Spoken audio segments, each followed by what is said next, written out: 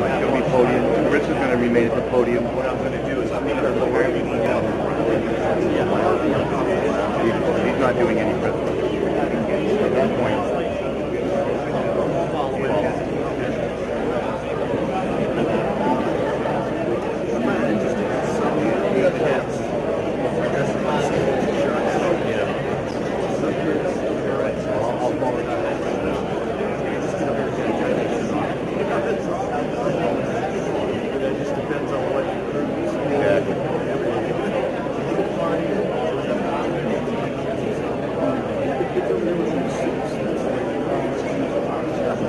live stream going. What's up, Todd? Good. Going big. I got an email from Tyler Mahoney. That's not the guy who worked. Luke Personal.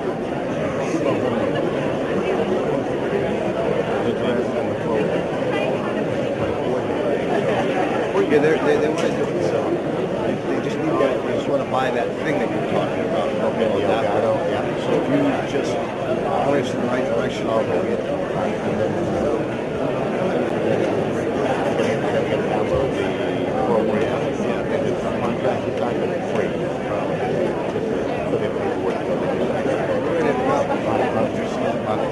Maybe before postseason. We play tomorrow. It's 7 o'clock.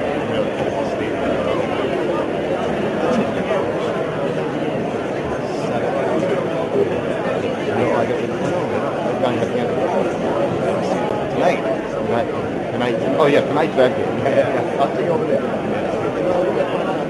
Bring it over. Yeah.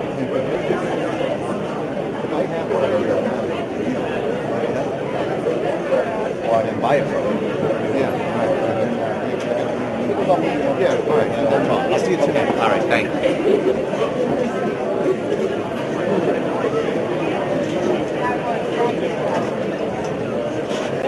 I haven't directed and switched in so long.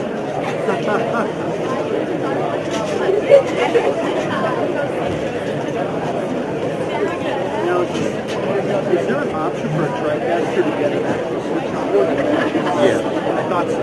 It's a grand, so I'm saying that. Okay, yeah. I thought the ones I'd seen in the past had them. You have a newer version, though, of the software that I've seen. Well, it actually doesn't work with that either, but I have one to go to my other bike. Standing right here, do you want to walk around? This is a test. Mary had a little patient's white still. We're muted.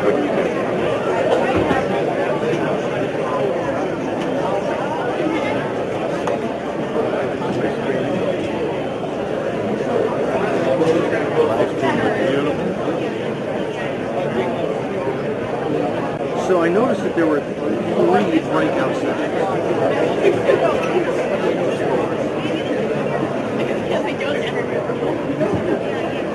I noticed that there were 3 breakout sessions. We're going to try to get to what you said. That's what I thought. So it's like 5 machines. Yeah. Carissa is how you suggest it. She does a pretty good job. Okay. So we're going to get a little bit of her. Okay. A lot of her. Okay.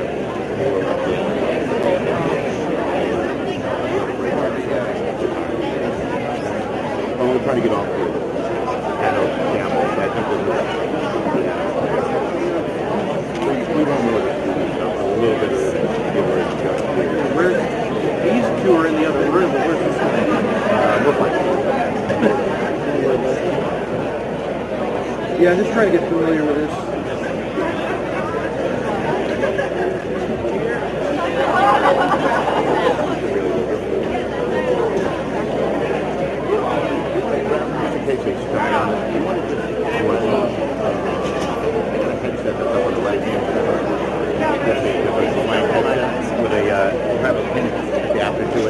Not like that, no, it's just the regular headset. It's a regular headset. Did that a little bit, to come across a little bit, one of those like your iPhone headset.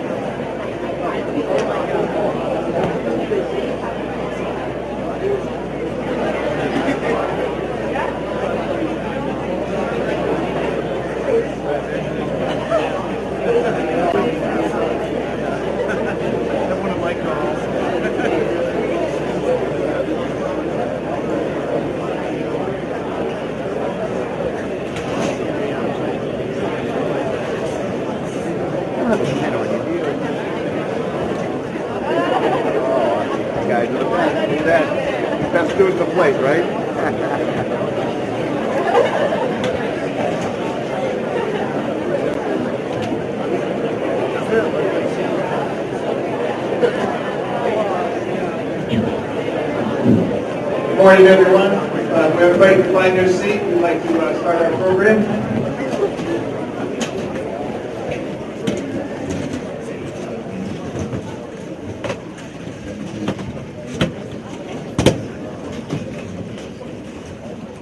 Thank you. First of all, let me welcome you all to our 6th annual CIAC Sportsmanship Conference. It's a pleasure to have you all here this morning. It's sunny out, it's nice, no snow, no hurricanes, so it's nice to have an event where there's not a lot of complications or rescheduling of events. My name is Paul Holy. I'm the Associate Executive Director of CIAC and responsible for the sportsmanship programs that we offer from the State Association. I'd like to begin this morning's program by asking everyone to rise for our Pledge of Allegiance. I pledge allegiance to the flag of the United States of America and to the republic for which it stands, one nation, under God, indivisible, with liberty and justice for all. Thank you very much.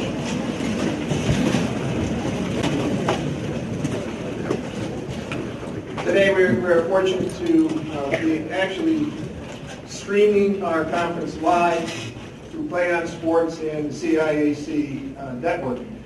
If you went onto your cell phones and went to the CIAC network, you might see yourself on television during the conference this morning. But it also will be archived and will be available on our site as all our other videos and replays of games from this season. So that CIAC network on the CIAC website to Play On Sports. It's my pleasure to start our program by introducing our Executive Director of the Connecticut Association of Schools and CIAC, Dr. Carissa Niemoff.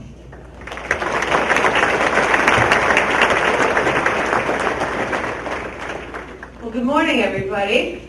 Great to see you all. We're thrilled that you took the time to be here today. Even in a regular school year, when you have some momentum in place, we're always thrilled to see you and honored that you took a day to be with us, especially after the Sandy storm, superstorm, and the snowstorm we had. We know that a day out is precious time, so we're really thrilled that you're here with us.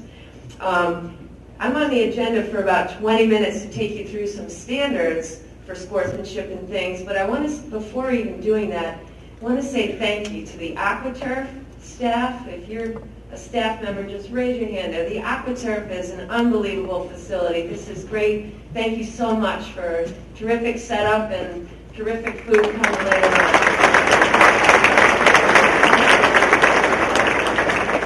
We also want to thank Play On Sports. It's been a great relationship so far. You've probably been on the website if you've looked for your tournament games in the past. Had a soft rollout last spring, and we're up and running full force this year, so tournament games will be there, and as they said, today's event will be streaming live, and you'll be able to see that later.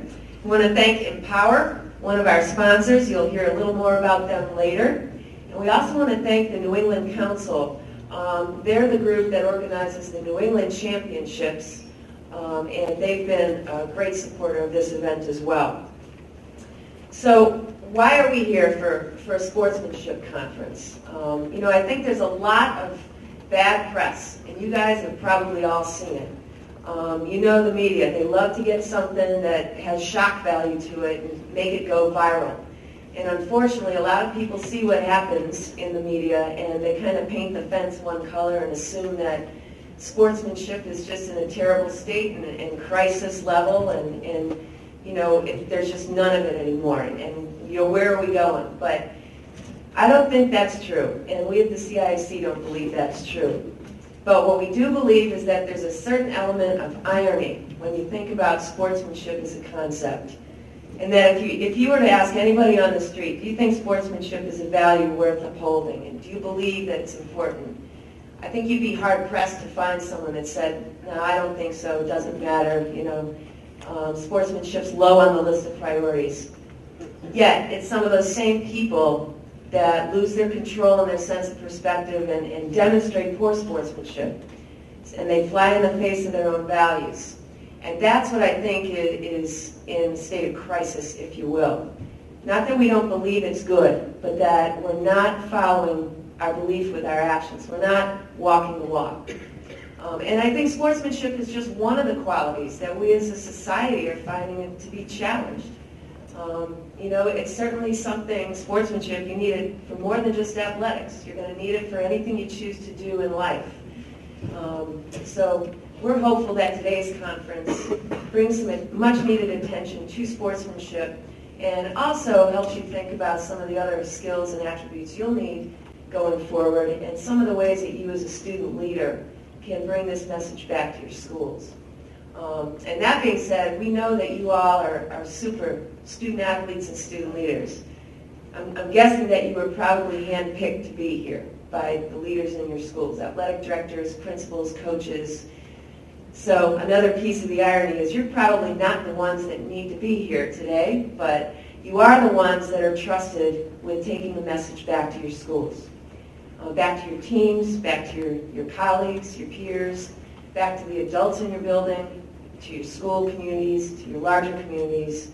And certainly you all are charged with being the role models in terms of demonstrating sportsmanship in all that you do. So in many ways, there should be a whole other population of people here, but at the same time, you are absolutely the right people to be here in terms of taking the message forward. So we're really thrilled to see all of you. And I promise you, you've got a great day ahead. If any of you have not seen Harvey Alston yet, and I know some of the adults who've been here before have seen him, you're just going to be thrilled with his interactions with you and his workshops and presentations. He's going to validate everything that you stand for. He's going to inspire you to go back to your schools and be the champions for sportsmanship and so much else that's good. And he might just blow the roof off this place. So he's going to be a great way to start your morning, and he'll definitely leave you with a good message to take home. You'll have some great breakout sessions coming, looking at leadership with Ann Plosaway from the NASSP. There's a legal workshop taking place as well. So we hope we have a good day ahead for you. So about CIAC and the conference and our sportsmanship standards.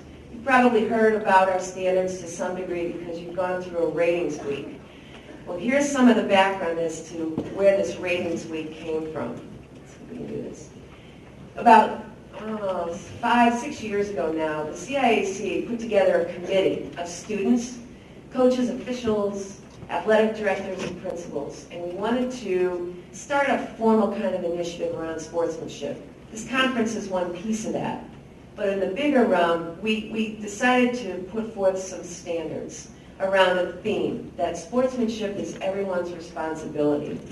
And I'm not going to read through every bullet point on these slides because that would probably bore you to tears to have to read it yourself and hear me repeat it. But if you read through the slides, I'll just highlight some of the most important information. So we have this theme, sportsmanship is everyone's responsibility. And what we chose to do was think about who the stakeholders are. First of all, we have student athletes. We have all of you. What does sportsmanship look like in terms of a student athlete's behavior? And you can see it's really about demonstrating respect.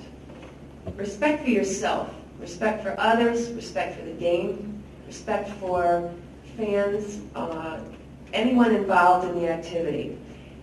And the responsibilities that you have extend 24/7, not just on the playing field or on the court or on the track, but 24/7, wherever you're going. It's how you carry yourself and how you represent yourself, family, and school. Certainly the coaches, very important stakeholder. And coaches now go through extensive education and certification. And they'll tell you that they go through coursework, and sportsmanship is a very important part of that. So obviously from our adult coaches, we expect them to be setting an example for all of you to follow. Obviously abiding by the rules of the game and teaching those rules to student athletes, modeling good sportsmanship, and also treating other people involved in the events with respect. Parents and fans. And this is probably the population that is toughest to monitor and get our arms around, if you will. And I don't know if you think to yourself where some of those examples of sportsmanship that haven't been positive have occurred. I would guess that you probably can think of a few examples that occurred among fans or among parents watching one of your games or your contests. I can tell you in Connecticut, it's not the student athletes that we hear complaints about when it comes to poor sportsmanship. It's the adults. So this is a big charge for all of you to go back as a student athlete, as a student leader, and to influence adults, family members, aunts and uncles. Some of the adults that come to watch your contests are involved in your activities around school, even that aren't athletically related. But to influence adults is a tall order, and we're hoping that will give you some skills and some inspiration to do that. Cheerleaders. We don't often think of cheerleaders when you think about who really influences sportsmanship. Perhaps more in like a basketball setting or a gymnasium setting, but we're really hopeful that our cheerleaders can be champions for sportsmanship in terms of the cheers that they select, the timing of the cheers during a game, the type of inciting of the crowd, the positive role modeling on the sidelines. We definitely don't want to have cheerleaders demonstrating, not that you're not cheering for your team, but you certainly don't want to be cheering against the opponent. And cheerleaders, we would ask that if you hear some of those negative cheers start to emerge from the crowd, that you fire back with something positive and you divert the attention of any of the negative behaviors back to something that's spirited in support of your school. Officials, they also go through a lot of education, and sportsmanship is a huge part of their education as well. Although we don't expect officials to be monitoring behavior first and foremost, we are expecting them to make sure the game is played fairly and according to the rules. Officials are charged with intervening when behavior turns south on the field. Or, if it's in the stands, officials need to speak to coaches or athletic personnel and ask them to deal with that behavior if it's negative. And that's not an easy thing for officials to do, but they're part of the team that can help to promote good sportsmanship. Announcers. And again, we may not always think of announcers in terms of who might influence sportsmanship or the tenor around an athletic event. But certainly you've probably been in situations where, and you see this at the pro levels, at the NCAA levels, when they announce the visiting team and it's kind of, yep, here they come, and kind of low key, and then, the home team, the lights go down and the fireworks start and the announcer comes to life. And there's definitely a different level of energy. We want to make sure that our announcers, while certainly, again, they want to be positive and really psych the crowd up when they introduce the home team, we certainly don't want to be disparaging when you're introducing the visiting team or commentary on the game. You want it to be fair, nonpartisan, if you will, certainly cheering for the good plays, but not really focusing on the bad ones and berating anyone on the field or officials or coaches. And school administrators. It's an important role that athletic personnel play in keeping school leaders informed about some of the things going on in the athletic programs in the school. Principals, assistant principals, other school leaders have an awful lot going on that they have to pay attention to.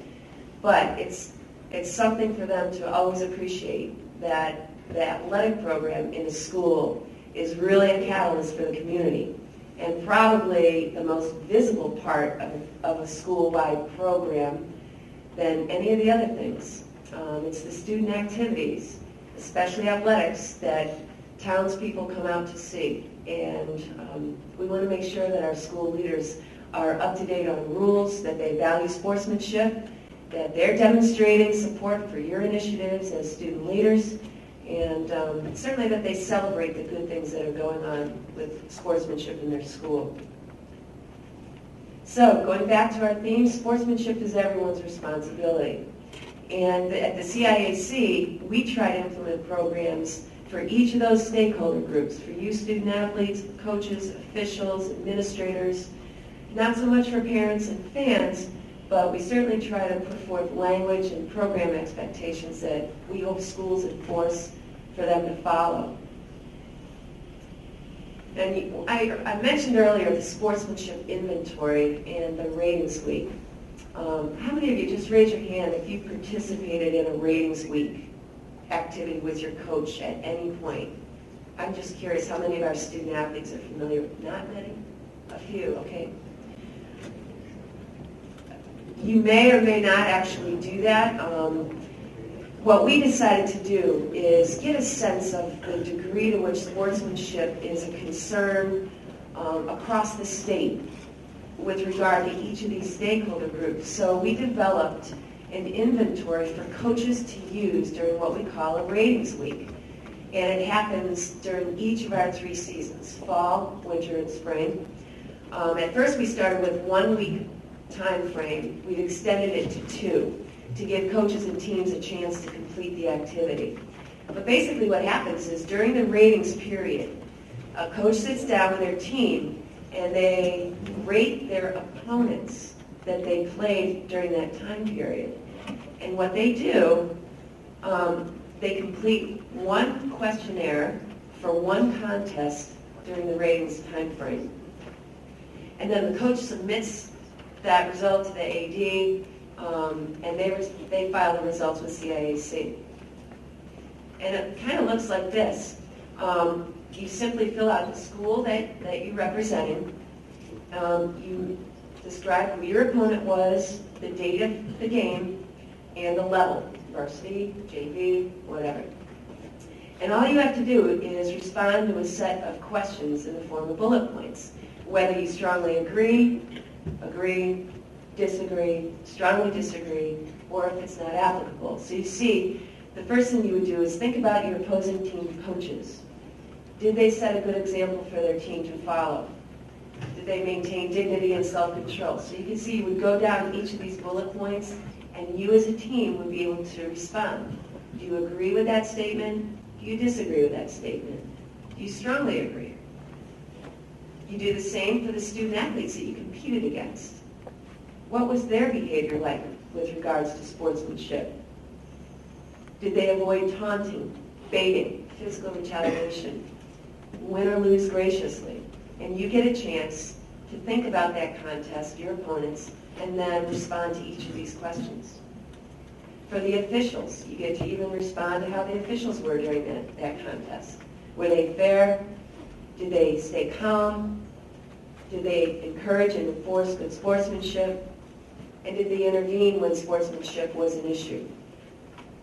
You get to rate the parents and fans of that contest. How were the fans behaving during that game? Did they show respect? Were they positive role models? Did they respect the judgment of the officials? Or were they all over the officials' case, disagreeing with the calls? The team captain or leader of the team. And you can see a number of bullet points here describing what that team captain or leader is expected to demonstrate. So what we do, we get the information from all the athletic directors and we put it together in a final summary of the results. And you can see we started this in 2007, 2008. And here are the ratings, statewide averages, where you see across the top for coaches, you see C1 through C5. It just means coaches question number 1, coaches question number 2 through 5. And then you can see the average ratings below. You can see in each of the coaching categories, the average score has gone up. Okay? With the athletes, look at the student athletes, even there, the average score for all of the questions relating to student athletes has gone up. With the officials, we see the same thing, just about every category. There was one question that we see overall has gone up. There's been a little bit of fluctuation. But again, you see overall progress. Parents and fans even, we see progress here. That's a good sign. You know, it looks like it's incremental, but when you think about the thousands of contests that go into putting together this data, we're seeing a positive trend, and we hope that that continues. This week, the fall season, we had ratings week already, so you may have participated in that. The winter season, January 19th through February 2nd, that'll be the chance to do your winter ratings for sportsmanship. And then in the spring, April 27th through May 11th. We hope that if you're involved in that, you get a good chance to reflect on all of those questions regarding your experience, and that your voice is heard through your coach, your AD, and then finally with all of us at the CIAC. And at this point, what I'd like to do is turn the clicker over to Dave Maloney, our Assistant Executive Director at CAS, who leads all of our student activity and a number of other initiatives. And he's going to talk about some upcoming leadership activities that you may or may not be able to participate in. Thanks for your attention. Enjoy your day.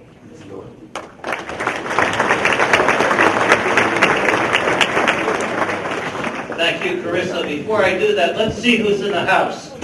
How many of you currently play a fall sport? How many of you are scheduled to participate in a winter sport? How many of you are scheduled for spring? How many of you play multiple sports? How many of you have been selected or appointed a captain of a sport? How many of you are involved in your school community in more than just student athletes? You're in clubs, you're in other organizations. Hands up. Do we have any presidents of their class?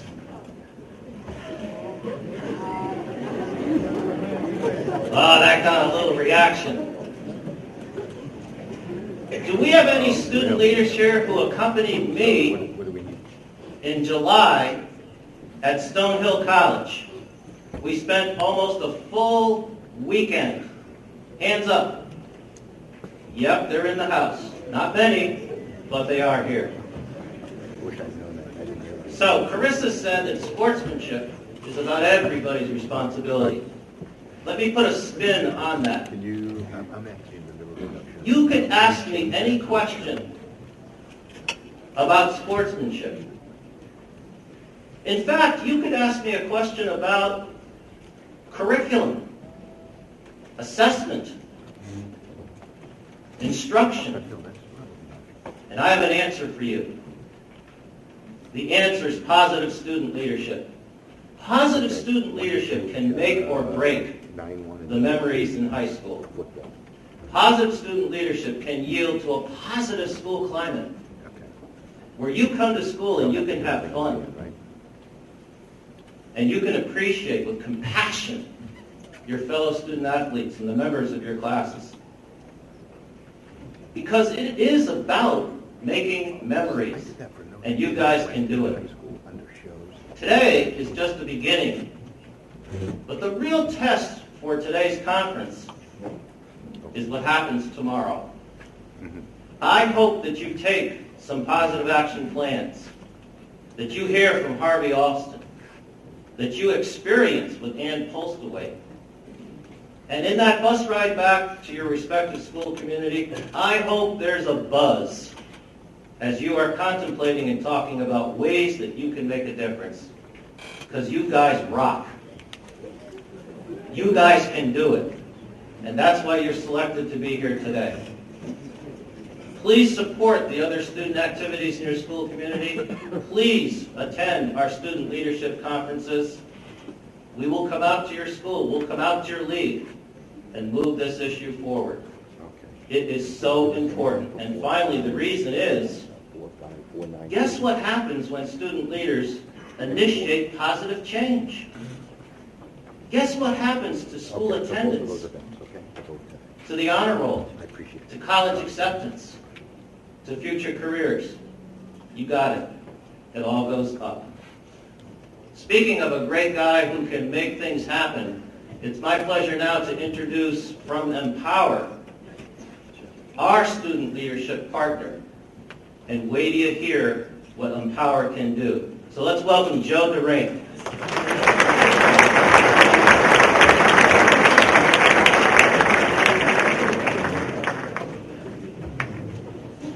Good morning, everybody. As Dave said, my name is Joe DeRink. I'm the founder of Empower Leadership Sports and Adventure Center in Middletown. And thanks for that warm welcome, but I'd like each and every one of you to give yourselves and each other a big round of applause for being here.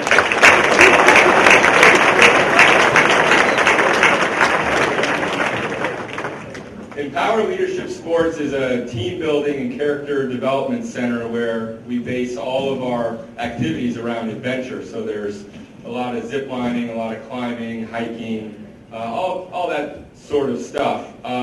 But more than the activities themselves, our mission is to foster and inspire leadership in student groups such as yours and the ones that you have back at school, as well as in corporate teams and small businesses across our community and region. And so we welcome you to reach out to us if you have a need for that type of thing in your school.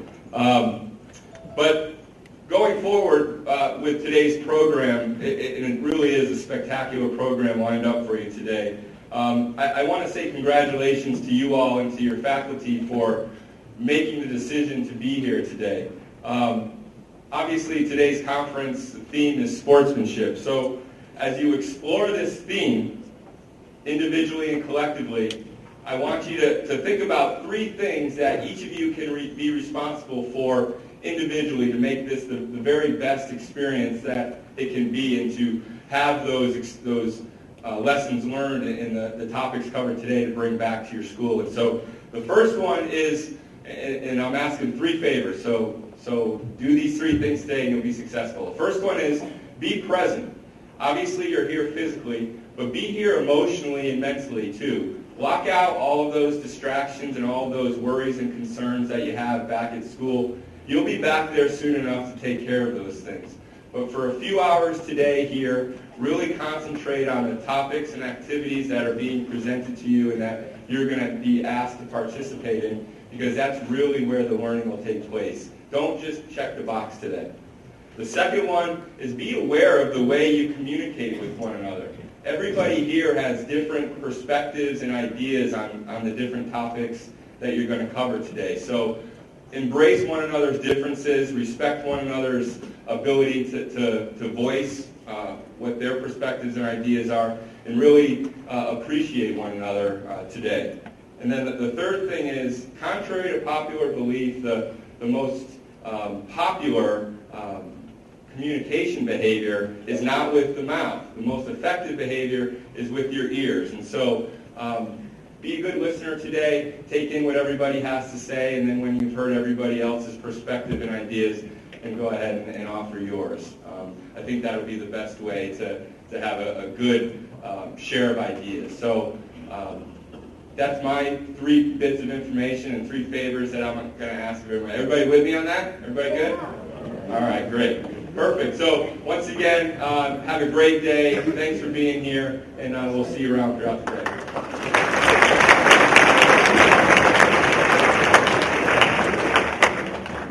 And one quick shout out to people who make this conference possible. They're on the screen.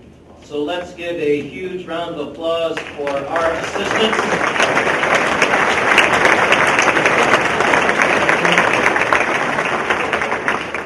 We wouldn't be here without Joyce and Judy and Aaron. Now it's my pleasure to introduce Rebecca Harmon. She's a member of my student advisory board who's going to introduce the keynote speaker today. Rebecca?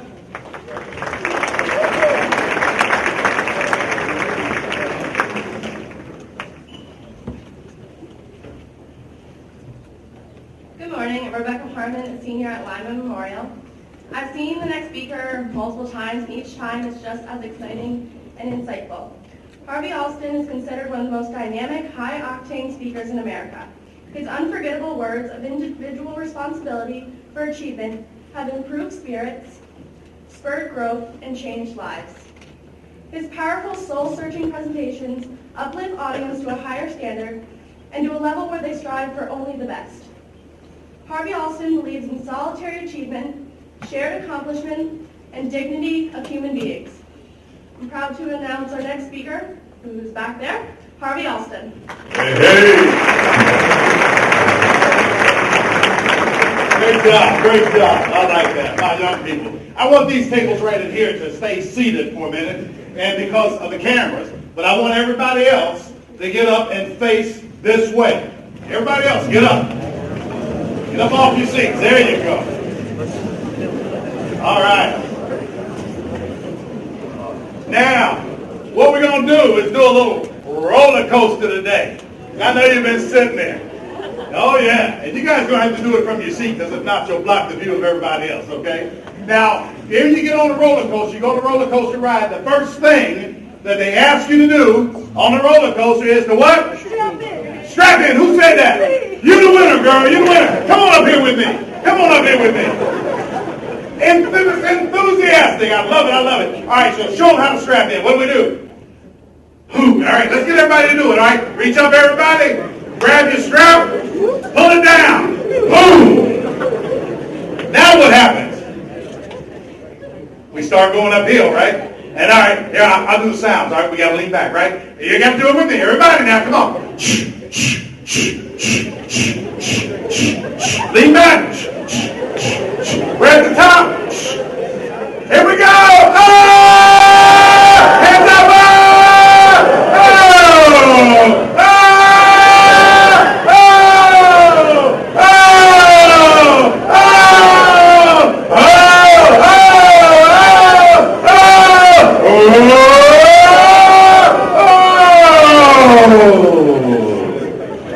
You may exit to the left. Thank you. You are really good. I appreciate that. Everybody have a seat now. Oh, man. Woo! Oh, I need that stretch when we do that. Yeah. The reason that I like the roller coaster so much, because up to this point, your life is like a roller coaster ride. When you were first born, we strapped you in everything. We put you in little seats, we put you in little playpens, we put little helmets on you to protect you if you're one of them kind of kids that ran into walls. But we strapped you in, and there was nothing in this world that you could do that was wrong. Your parents looked at you, and they said, oh, ain't my baby so cute? And other people didn't think so. They said, whoa. Hope that head grows into those ears one day. But they just loved you unconditionally. And even when you did little crazy stuff, they liked it. Oh, my baby pooped today. And then the next little ride that you got up on top and you started coming down was when you got to be about 2-3 years old. Your personality started forming in. Little guys, man, you start tearing up stuff. Flushing your little tinker toys down the toilet. We either knew that you were going to be a plumber or a reckless driver. And the girls, we'd always give the little girls at 2 and 3 years old, we'd give them little girly stuff to play with, little microwave ovens, get you ready for cooking and life. Isn't that crazy? Let's still do that, Get your little plates in, little makeup, little Barbie dolls. And then you went to the middle school and your hormones kicked in. And you lost your mind. Girls started having attitudes. Like, who you talking to? You're not talking to me. I know you're not talking to me like that. Rolling your eyes and flipping your hair. And but the guys, I love us. When our hormones kicked in, we just get stupid. What you doing, John?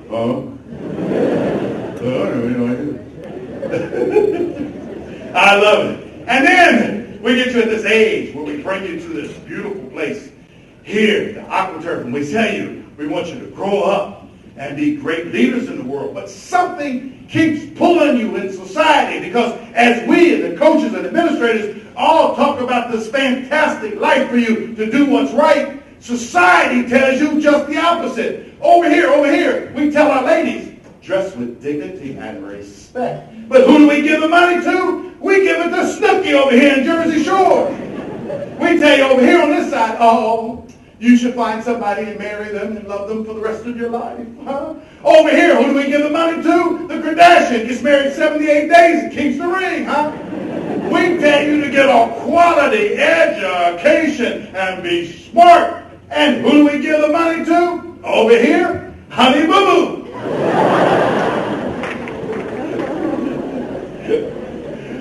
Something. You got to watch Honey Boo Boo if you're trying to figure out who that is. I know. He's looking like his kid. Who's Honey Boo Boo? But we give one message, and then we take another, and it confuses our kids, and it confuses our young people, even in your social groups that you're in. But I see it not only your level, but the little tiny level, too. I go to the little elementary schools. I'm doing the 3rd and 4th grade kids. I just love them. I love them because they follow their teachers in. They're so disciplined. They follow them like little dogs. And we would never bring them to a nice place like this, not elementary kids. We sit them on the cafeteria, gymnasium floor. They make a little place where you can run through and talk to them. And you ask them questions, and everybody thinks they know the answer. He says, sure, you got to talk to them, like real slow too, like, hi, children. Does anybody know what a hero is? And then all the hands go up, no matter if they know or not. Superman, Batman. And one little kid said, Ocho Cinco. Something wrong with you, child. But in that crowd and in the audience, there's always somebody who you know has in them that born leadership, that mentality that you get serious. Even on the 4th and 5th grade level, you can see it. One little girl raised her hand and she said, Mr. Alston. I go, whoa. I think I know. And I said, well, tell me. She said, a hero is somebody that helps somebody. Somebody that makes a difference in somebody's life. If you use that rule of thumb to judge the people that you look up to, somebody that helps somebody, somebody that makes a difference in somebody's life, I guarantee you won't go wrong in choosing the right kind of people to look up to. Today, and over the years, this magnificent group of ADs, teachers that I've come to know on a personal level, that have come to the programs that are here to bring children each and every year, they are that type of person. They're a person who helps somebody, who makes a difference in somebody's life. Today's time, with all the scandals that go out and adults getting in trouble for doing inappropriate things with young people, people are afraid to put people in their cars and take them anywhere. Young people. People are afraid to be responsible for children.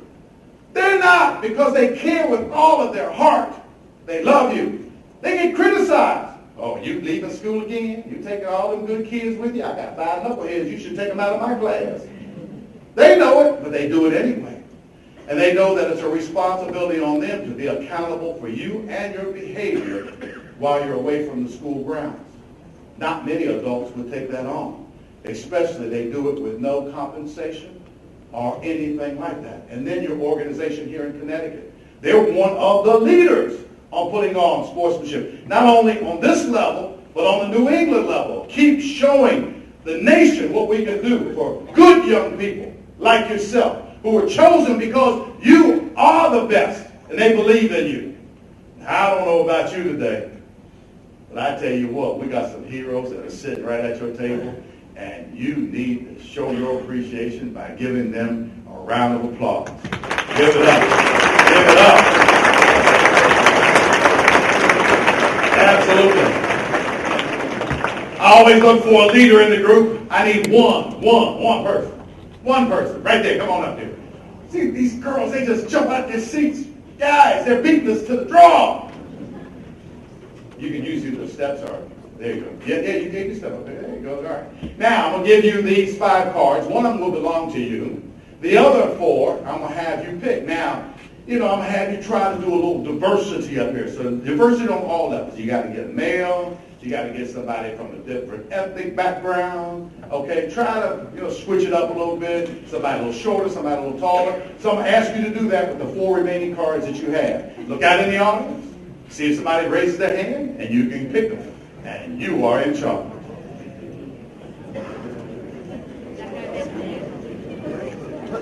Yeah, no, they're going to come up to you.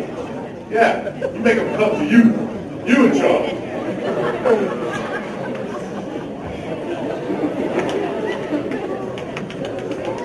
right, you got 3 now. 4.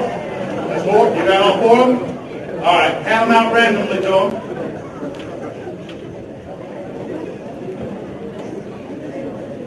Up on stage, man. Don't go anywhere. Get back up on stage. Just go away. Now, I give these same 5 cards. Do the program all the time. I'm sorry. We ran out of letters. You want to stand up here? Yeah, you go stand up here. You do anything you want to. Just stay. Give him a round of applause. Yeah.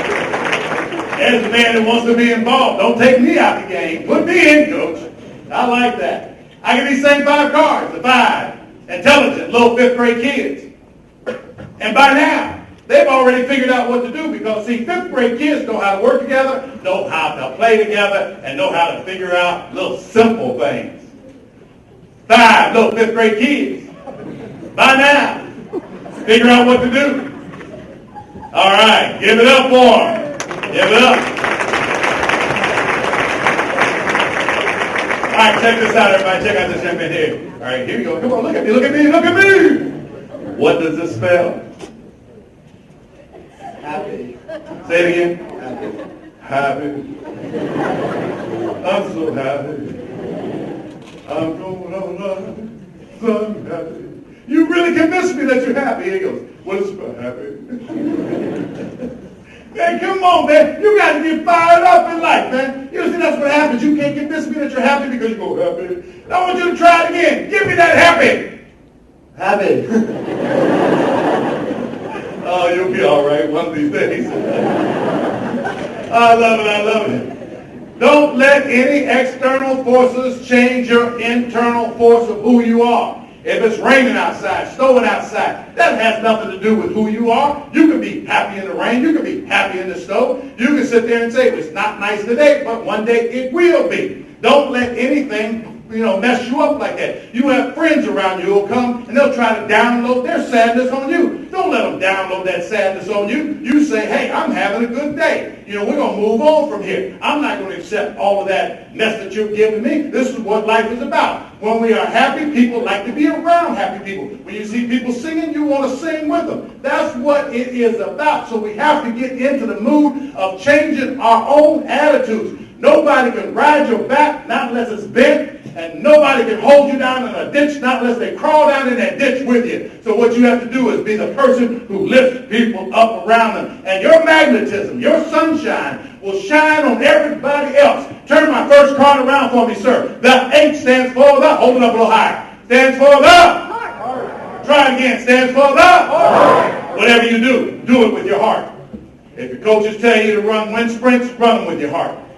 Yeah.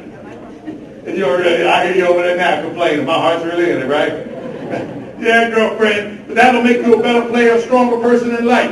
Whatever you do, when you go out in a job and a career in life, you realize there's some things you're going to have to do that are going to be uncomfortable, that you don't like doing. But it's my job. So if I begin to love my job, if I begin to do it, people around me will lift me up and motivate me, and that won't be my job long. I realize that what I am doing is only a stepping stone to get me to where I really want to be in life. People who love their jobs live longer. You see them, they can work, they can teach 35, 40 years, and when you talk about their job, they light up like a Christmas tree light. And they say, man, I love this. I love coaching. I love the kids. I love what I'm doing. That's the kind of person that I'm drawn to and want to be around. Somebody who loves life and loves their job. My next one, turn around.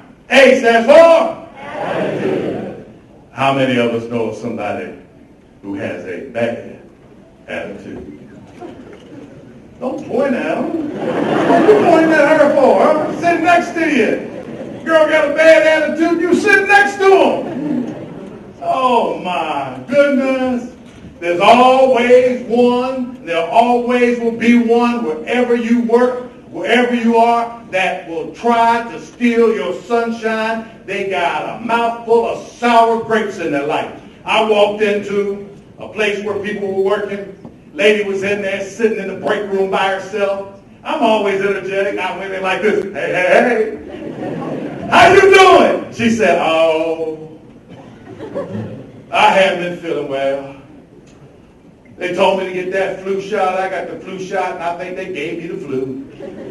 I'm as sick as I can be, and you know what? I got this cold I just can't get rid of. I got phlegm.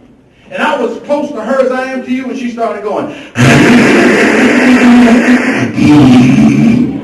Big old noogie came up in her mouth. Looked like a big wad of banana pudding with little nuts chopped up in it. She chewed on that hawker like it was bubble gum. I'm like you. I wanted to ask her another question. I couldn't. Because right then she swallowed it. I know. My next letter, turn around for me, please. B stands for. This is what it's about. The uniform that you wear. The jacket that has your school name on it. The hat, the cap, the book bag even that you wear represents a history of your community, of people who sweated and toiled to make the community strong and who have played and represented your school long before you were born. And when you walk with it, you carry that weight and that burden of keeping yourself uplifted with respect and responsibility for the privilege of donning those colors and being involved in your activity. What an awesome responsibility. And when you take it with pride. You walk with your head up. Pride will allow us to be who we are without ever having to diminish somebody else. To be feeling good about ourselves without having to call somebody else a name or to push them down. Pride will let us lift others up because if we realize we lift them up, we too are lifted up. Pride is that essential insight that says even when nobody's looking, I'm going to try and do my job to the best of my ability. I'm going to always be earlier than anybody else. I'm going to stay and do the job to the best of my ability. That's what pride does. Pride won't let you hand in homework that's inefficient, that's not completed. It won't let you do that because it says, I put my name on it. This is my mark. This is saying who I am in life. That's what pride is about. Pride is also an acronym that goes personally responsible in developing excellence. Personally responsible in developing excellence.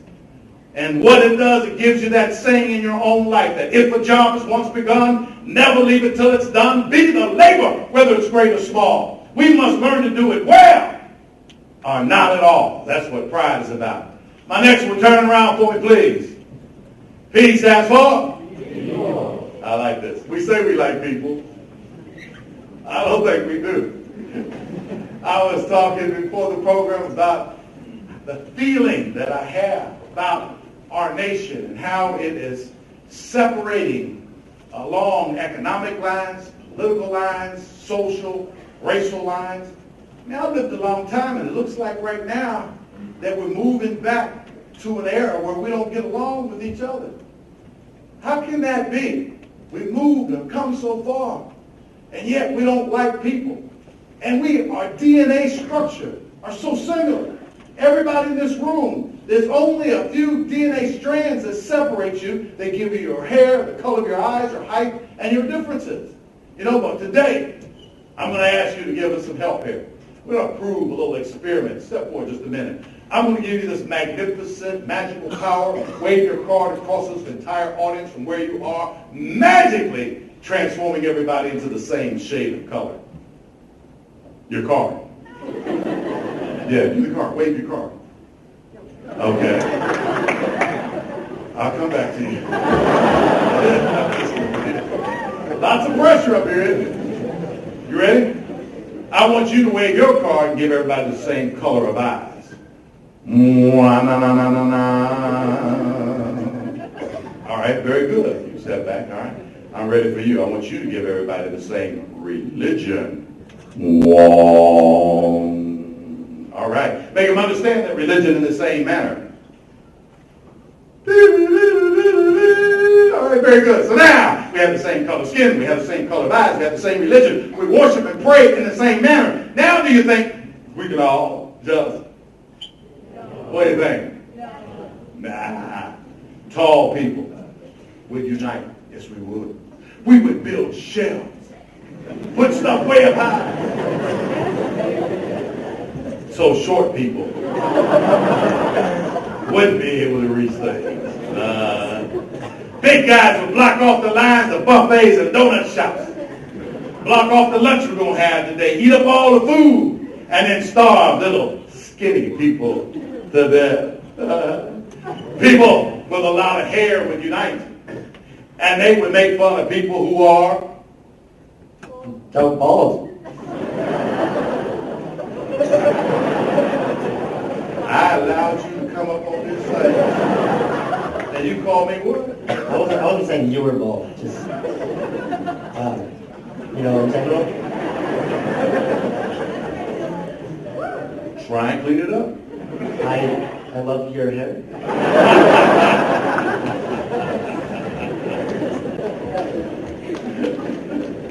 My man, I'm just teasing with you. I like it. And my 2 card holders at the end, would you turn around for me, please? The Y stands for you can make a difference in this world. You can. We believe sometimes that it's hard. How can I change the culture of my school? How can I get and prevent kids from harassing each other? It's been part of our system for years that when you're a freshman, you're coming in, that we harass you, that we do different projects. How can we change that? How can we change the bullying that occurs? How can we change that in our activities where they are? Maybe we can have a profanity-free zone on our fields, our locker rooms. People say, well, you can't do that. That's a part of us. Cursing and swearing and acting up. It doesn't have to be. It can be perceived as not being a good thing. We can make those changes. In my lifetime, I would go down to visit my grandmother in Alabama, and they had water fountains that said white only and colored only. My lifetime. Just think about how it destroys a person inside to say you're not good enough to drink from this water fountain because of the color of your skin. I've seen America change over the years. And yet when I started speaking some 25 years ago, I was on stage doing a diversity program, and a lady was with me. She was a Holocaust survivor.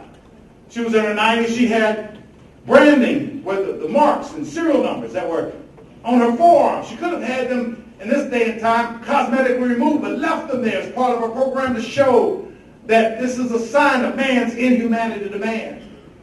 Those things have happened. And we said, well, that won't happen today. Well, what about our texting and our bullying and cyber things that we say? And we go up online and say nasty things about people. Or if we find some information on them that would demean them, we post it and hit the like button and share it. That's not the right thing to do. We've gone from an overt, cowardly way to talk to people to now a suppressed, cowardly way to talk to people. But yet we do it. Our time, we can change it. We can use the internet and all the social media for good and not for negative. Too many times this negative flow is out there and we allow it to happen on us. Change it. My guys, you remember cigarette smoking was romantic? You remember flying on an airplane, they had a cigarette smoking section? Yeah, huh? Oh man, soap operas. Women smoke cigarettes on. They would pretend, they didn't show like they do today, they make love. They would pretend like they make love. They had these little holders and they go, oh, it's romantic. Oh, all my children sitting on the edge of the night looking for the guiding light as the world turns down by the General Hospital. And then for the manly man, Clint Eastwood would kill 4 or 5 people, flip back his poncho, take a cigar, shoot the end of it off. He was so rough he'd take a match and strike it on his fingers and light his cigar. He was a tough guy. And it was romantic, and they had commercials on every day.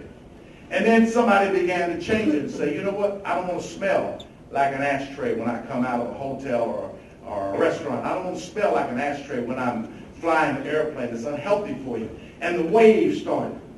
Not everybody did it at one time, but it started the wave. And the movement caught on. And when the movement caught on, they started banning cigarette smoking. And look at our perception today. You go to businesses and office towers, and you see people on their lunch break outside, gloves, hoodies, because they don't want their employers to see them, because they're afraid they might cut their health care, standing in the alley, smoking a cigarette. looking like a crack addict, hurrying up. We've changed the perception. If you had asked me, will that ever happen in America? If you had asked me 10 years ago, I'd say no. They're going to have cigarette smoking in bars. But can we change it? We did. And just as surely as we change that, we can change the way we treat people. We can change the way we act. We can bring civility to our programs. We can do anything we want to. We can be good sportsmen in the spirit of our activities and everything we do. Here's the formula. Let's learn how to do our job and then do it with all of our. I was sorry, cheer for you, man. I don't know. They don't like you or something. I know they'll do better for the ladies, but they're not doing that for you. You know, you don't gotta get them, man. Come on. You got the heart. They're not giving you the heart. All right, come on. Let's do our job and do it with all of our heart. Now that's better, right? Flip your card around. There you go. You ready? Let's see how they do you. Let's learn how to change and alter our attitude. There you go. Let's develop a sense of pride. Flip it around. All right, good. Let's learn how to get along with people. Good. Flip it around. Make an investment in you. Then you can be happy. Let's give them a round of applause.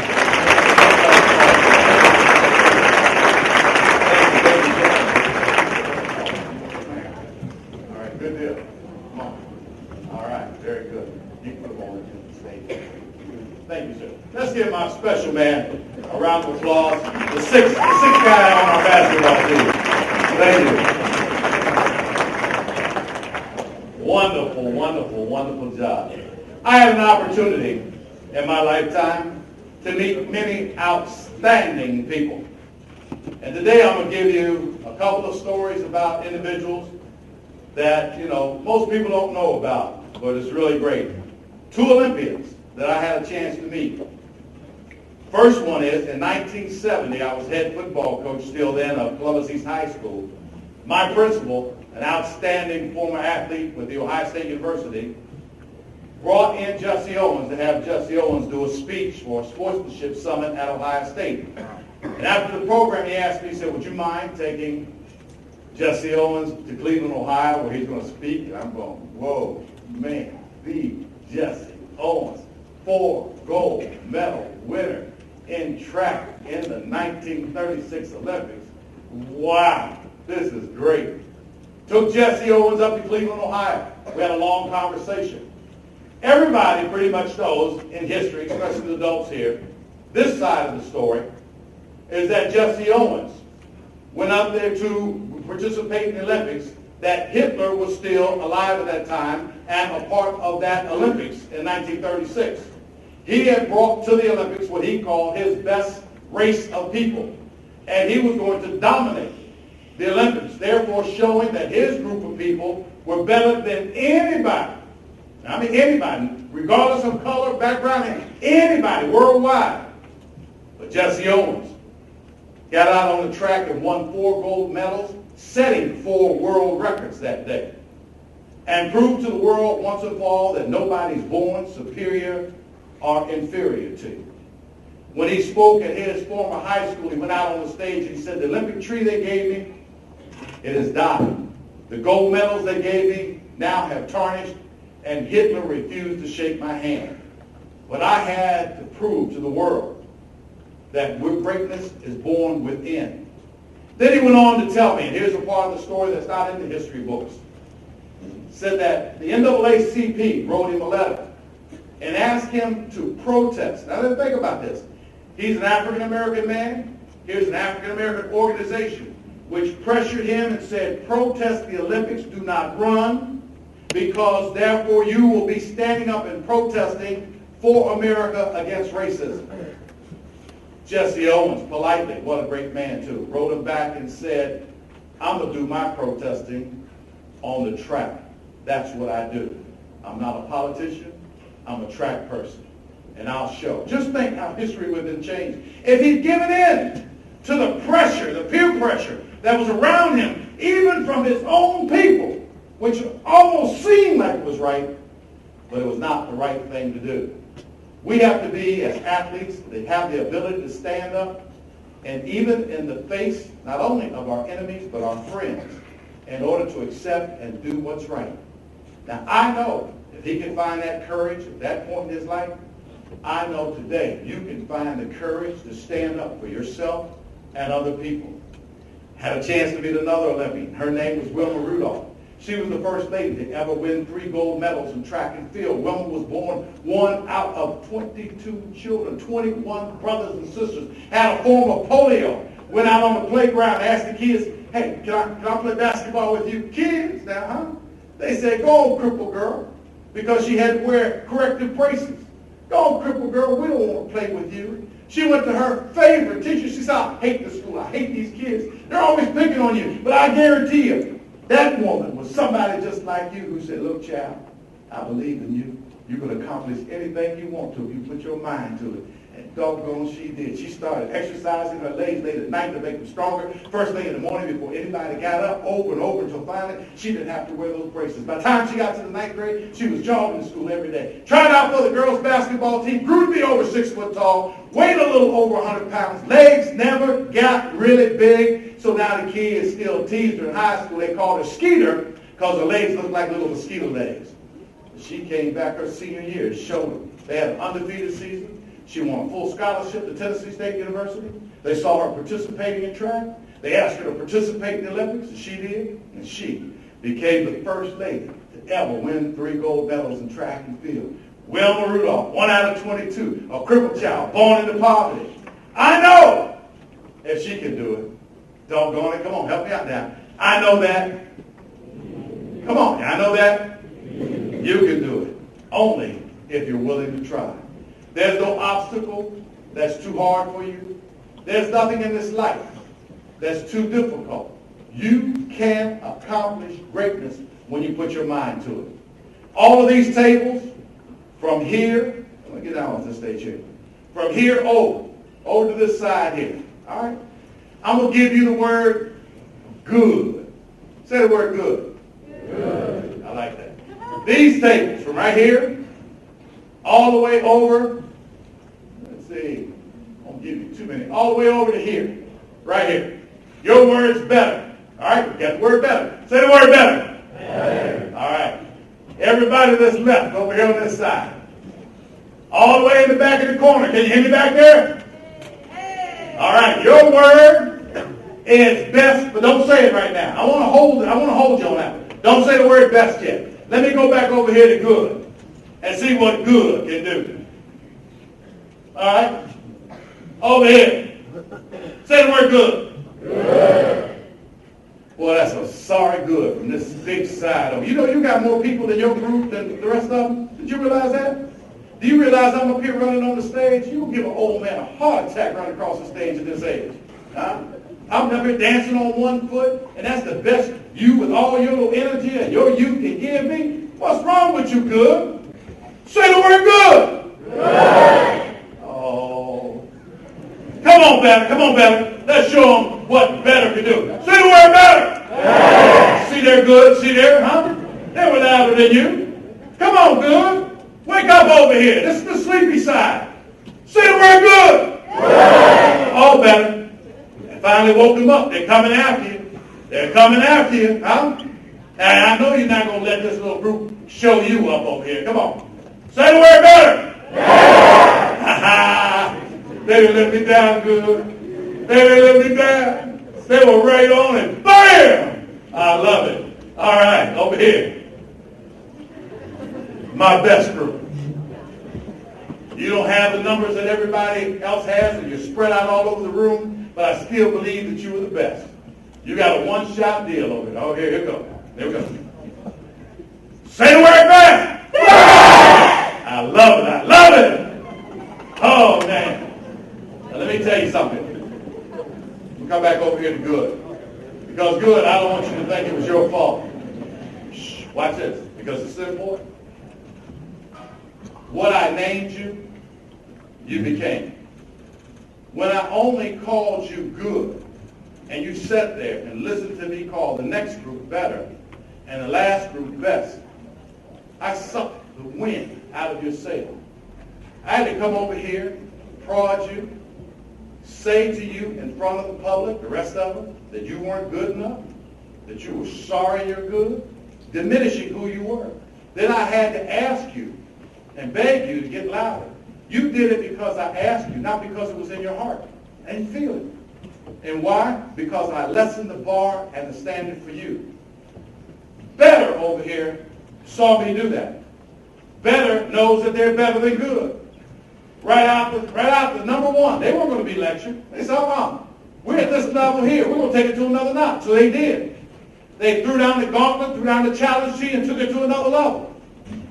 And then you had to respond and bring it back up again. 3 to 4 tries for you. But my group over here, best, because I had named them that, less people and spread out more than anybody else. They responded. Even some of them way in the back got up out of their seats so they could be heard. And why? Because I told them that they were better than anybody else. If you don't have anybody to tell you that, you need to self-teach yourself every day that I'm better than the rest, that I can do this, that I can meet the challenge. Don't set the bar just to be good. Anybody can be good. Anybody can be average. Everybody can. That's not the challenge. The challenge is to make the improvement of the gifts that you were given and the blessings that you have, take them and build them and make them better. And then when you get better, then make them best. Good, better, best. Never let it rest till my good becomes better and my better becomes best. All right, now. Woo! Man, I gave myself chill bumps on that one. Here we go. I'm going to bring you home now. All right? I'm going to bring you home. Since we're all now are lifted up and we understand that we are the best, I'm going to raise it up. And when I raise this hand, I want everybody here to say the word best. You're going to help me out in closing this. Here we go. If you can't be a pine on top of the hill, then be a little shrub somewhere in this valley. But be the little shrub on the side of a rail.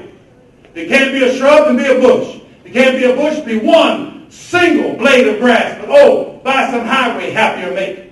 If you can't be a muskie, then be a bass. Just be the best bass in the lake.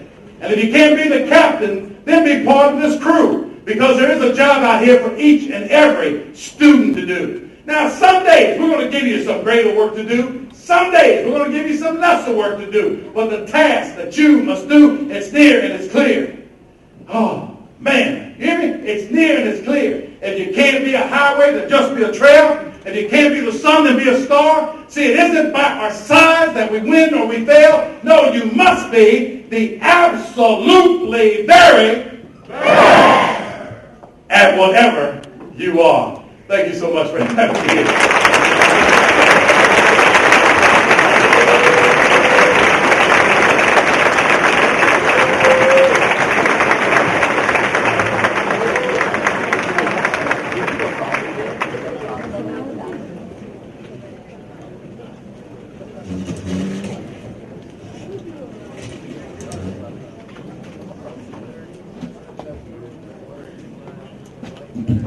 Thank you, Harvey.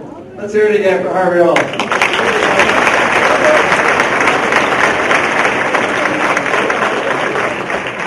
All right, let me explain what we're going to be doing from this point on, because the program is really just beginning. You're in for a heck of a lot more before we have lunch today.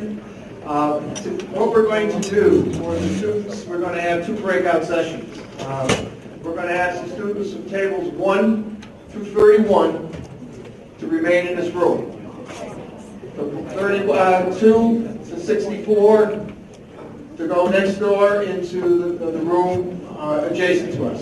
You're going to have 2 breakout sessions, one here and one next door.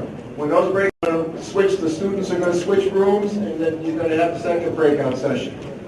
Now for the adults in the room, we're taking you to the chapel. You all need it. Okay. For a legal workshop, but I'm going to need a volunteer who knows how to get to the chapel. That's someone who is that going to be? Ghoul. Portia's going to do this. So Ghoul is going to be, from Avon is going to be the leader of the adults in the chapel. You take the winding road all the way out to the back, cross the bridge, and go into the chapel.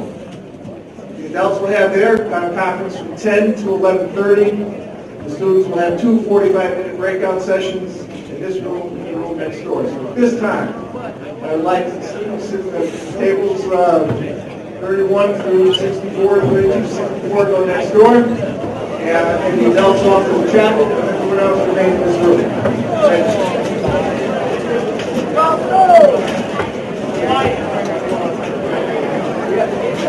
Thank you.